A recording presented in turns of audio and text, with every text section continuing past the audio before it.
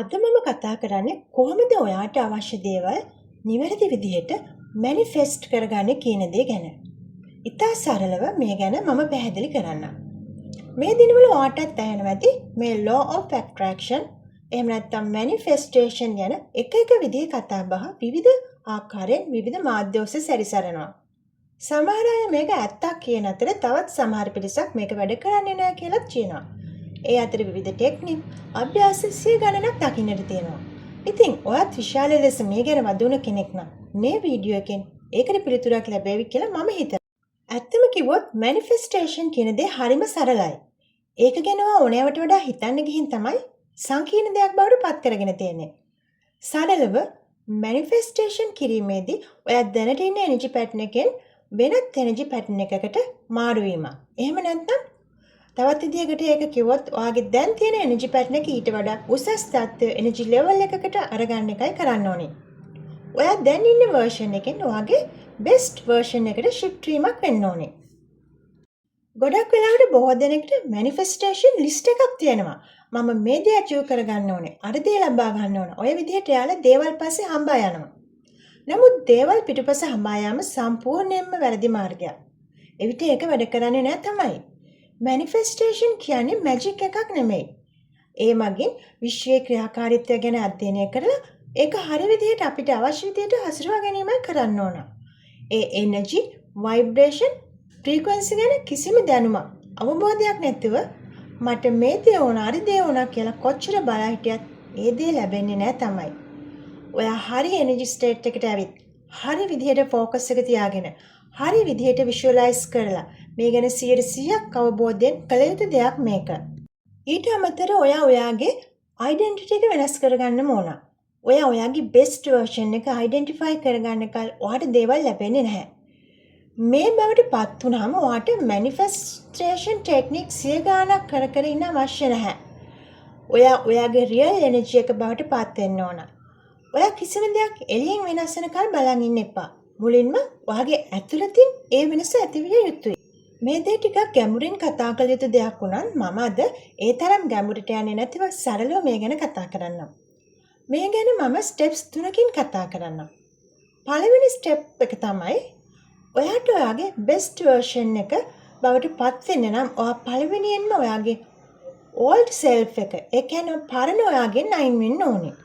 පරණ ඔයා කිව්වේ ඔයා මීට පෙර හිතපු විදිය, ඔයාට දේවල් ගැන හැඟුණ විදිය, ඔයා ફોකස් කළ දේවල්, හැසිරීම, කතා බහ මේ සියලු දේවල් ඇතුළු ඔයාගේ කැරක්ටර් එකේ වෙනසක් ඇති කරගත යුතුයි.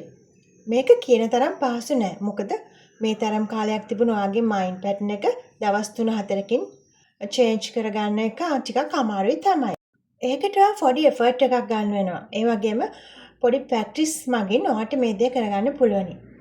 නමුත් ඔයාගේ පරණ ඩෙන්ටිටි එක තමයි ඔයාගේ කම්ෆර්ට් සෝන් එක.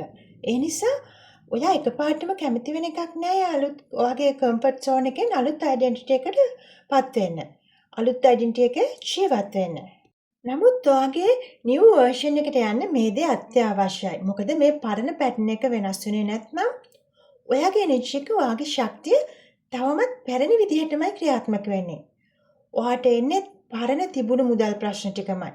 පරණ තිබුණු රිලේෂන්ෂිප් වලටම තමයි මුහුණ දෙන්න වෙන්නේ. ඒ සමානම මිනිස්සුන්ව තමයි ඔයාට ඇට්‍රැක්ට් වෙන්නේ. ඒ පැටර්න් එක ඔයා කඩා ගන්න ඕන. ඔයා හෙටත් උදේට නැගිටිනකොට අර පරණ තිබුණු හැඟීමෙන්ම ඒ සිතිවිලි වලින්ම ඇඳෙන් මෙමෙට බහිනවා නම් ඔයා තවමත් ඉන්නේ ඔයාගේ පරණ version එකේමයි. මේක වෙනස් කර ගැනීම කියන තරම් පහසු නොවෙන්නේ ඒක දැන් ඔයාගේ ඔටෝ පයිලට් මෝඩ් එකට බවට පත් වෙලා තියෙන නිසායි. මේ දේවල් වලට ඔයාගේ එෆර්ට් එකක් නොදා. ඒවා ඉබේ සිදුවන සාමාන්‍ය දේවල් බවට පත් වෙලායි තියෙන්නේ. ඔයාටවත් නොතෙරෙන අසාමාන්‍ය හැසිරීම් සාමාන්‍ය දේවල් බවට පත් වෙලා තියෙන නිසායි. ඉතින් මේකෙන් මිදෙන්න ඉතාමත් සරල අභ්‍යාස දෙකක් මම ඔයාට කියන්නම්. පළවෙනි එක තමයි ඔයාටම ලියුමක් ලියන්න ඕනේ. මේක විහිළුවකට ගන්න එපා. ඔයාටම ලියුමක් ලියා ගන්න ඕනේ. අපි මේ දේ කරන්නේ ඔයාගේ යටිහිතේ තියෙන ප්‍රෝග්‍රෑම් එක වෙනස් කරන්න ඕන නිසායි. අපිට මේ ලිපියට කියන්න පුළුවන් good bye letter එක කියලා. ඔයාගේ පරණ තත්ත්වයෙන් සමුගැනීමේ ලිපිය. ඉතින් ඔයා කොලේකුයි පෑනකුයි අරන් මේක ලියන්න පටන් ගන්න මේ විදිහට. ඔයා මේක ඇත්තටම හැඟීමෙන් ෆීලිංස් වලින් ලියන්න ඕන. එතකොට තමයි ඔයාගේ යටිහිතට මේක යන්නේ. අපි මෙහෙම ලියමු. ඔයා ඔයාටම ආමන්ත්‍රණය කරගන්න. ආදරණීය මම වෙත කියලා. ඊට පස්සේ මේ විදිහට පටන් ගන්න පුළුවන්. අද වෙනකල් මාව මේ විදිහට බලාගත් එකට ඔයාට ස්තුතියි. ඔයා මට මේ වෙනකන් සිදු කර දුන් සියලුම දේට ස්තුතියි. නමුත් දැන් මට අලුත් කෙනෙක් බවට පත් වෙන්න අවශ්‍යයි. මට නිව් ලෙවල් එකකට යන්න අවශ්‍ය වෙලා තියෙනවා. මම දැන් වෙනස්ම කෙනෙක් වෙන්න ඕන. මම දැන් වෙනස්ම තලයකට යන්න සූදානමින් ඉන්නේ. ඉතින් ඔයාට මාත් එක්ක එන්න බෑ. ඒ නිසා මට ඔයාව අත්හරින්න සිදු වෙනවා. ඉතින් මම ඔයාගෙන් සමුගන්නවා. ගුඩ් බයි මගේ පරණ වර්ෂන් එකට. මගේ පරණ පුරුදු වලට මම ගුඩ් බයි කියලා සමුගන්නවා. මගේ මේ පරණ කතාවට මම ගුඩ් බයි කියනවා. මේ විදිහට ඔයාට හිතට එන හැම දෙයක්ම ඇතුළත් කරලා ලිපියක් ඔයාටම ලියන්න. මේක ලියලා ඉවරන ගමන් මේක පුච්චලා දානවා. ඒ නිසා ඔයාට කැමති ඕනම නරක පුරුද්දක් මේක ලියන්න පුළුවන්.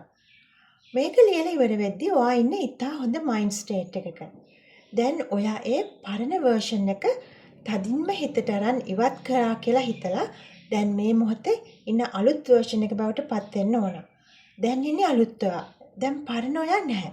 පරණ ඔයා ගියා කියලා ඒක තදින්ම හිතන්න ඕනි.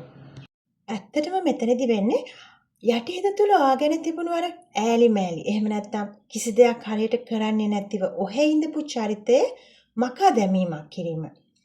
ඔයා තදින්ම මෙතනදි විශ්වාස කරන්න ඕන ඔයාගේ පරණ චරිතය දැන් මේ මොහොතේ ඉඳලා ඉවත් වුණා. ඒ වෙනුවට පරණ ප්‍රෝග්‍රෑම්ස් මොනවත් නැති අලුත් ඔයා තමයි මින් ඉදිරියට ජීවත් වෙන්නේ කියලා.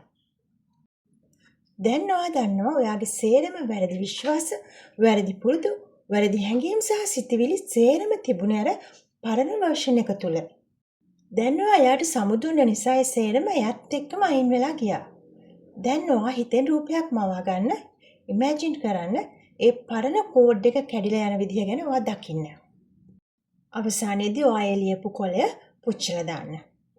ඔයා මේ අභ්‍යාසය දින කිහිපයක් නොකඩවා කරන්න ඕන. මතක තියාගන්න ඊට පස්සේ ඉන්නේ පරණ ඔයා නෙමෙයි. අලුත් ඔයා. මම ආයෙමත් කියනවා මේක විහිළුවකට ගන්නේ නැතුව හැංගීමෙන් කරන්න ඕන. ටික දවසක් කරද්දී ඔයාටම ඔයාගේ වෙනසක් තියෙනවා කියලා දැනෙන්න ගනීවි. හැබැයි ඔයා මේ දේ එක දිගට ටික දවසක් කරන්න ඕන මේ වෙනස වෙන්න නම්. මොකද ඔයා සමදුන්නට සමහර වෙලාවට ඔයාගේ පරණ මයින්ඩ්සෙට් එක සැරින් සැරේ ඔළුව දාලා බලන ආයෙමත් එයාට ඔයා ළඟට එන්න පුළුවන්ද කියලා. ඒ වෙලාවට ඔයා මතක් කරගන්න ඔයා ඒකට සමුදීලා ඉවරයි කියලා.